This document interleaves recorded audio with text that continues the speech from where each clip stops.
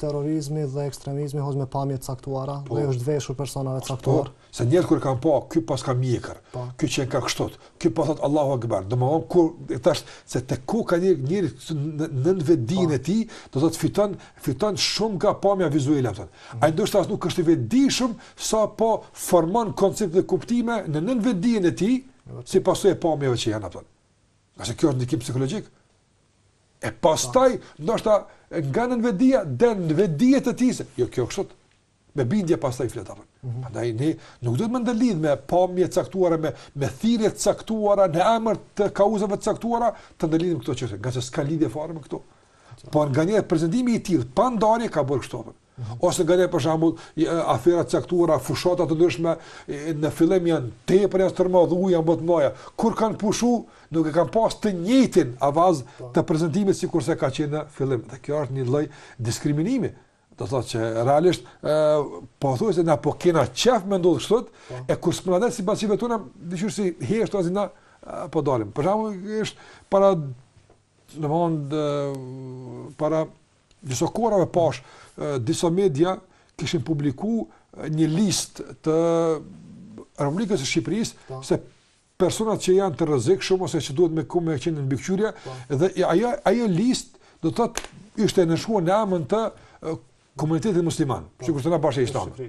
Dhe ajo është vërtet shqetësuese. Do thotë komuniteti musliman po kërkon nga organet e sigurisë të mbikëqyr individ caktuar që realisht ata janë punëtor të bashkisë islame. Dhe kjo dhe u shpërndan për sa media kështu më radhë debat. I njëjti komunitet doli me komunikat dhe tha ajo listë është e falsifikuar, ne nuk shojmë pasaj. Dhe nuk e pam të njëjtin demand që po ndodh njëjtë sikurse ndodhi me prezantimin. Dhe mendoj që këto lajme të pavërteta. Kjo është problemi. Pse mati me standard dyfishta. Do pothuajse paraprakisht ne po tregojmë se ku jemi të pozicionuar. Ku po kemi qef të shkon uje në çfarë bulliri apo. Prandaj duhet jemi mendoj që duhet të ketë prezantime të paanshme dhe konstruktive, dhe të ketë me të vërtet prezantime do të thotë që i bëjnë dobi shikuesit ose dëgjuesit ose lexuesit, e jo që krijojnë konflikte, paragjykime, futin njerëz në huti, në hamendje, ka se mediat nuk duhet të kenë rol hutues, po sqarues dhe qartësues. Nuk duhet të kenë rol për shembull etiketues.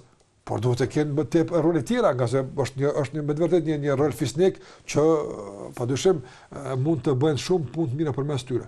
Ka pas edhe prezantime të mira, shumë analiza të dobishme, janë ftuar jora dhe njerëz kompetent të debatojnë, ka pas hajër, ka pas mirë, nuk e mojmë këto kur, mirë po, a ka qenë në nivelin e pritshmërisë, do të thotë të korrekcisë, mendoj që jo vetëm si qytetari i Kosovës, po në përgjithësi analistët dhe ekspertët kanë vërejtje ndaj mediave se nuk e kanë trajtuar këtë çështje me profesionalizmin e kërkuar nga ana e gazetarëve.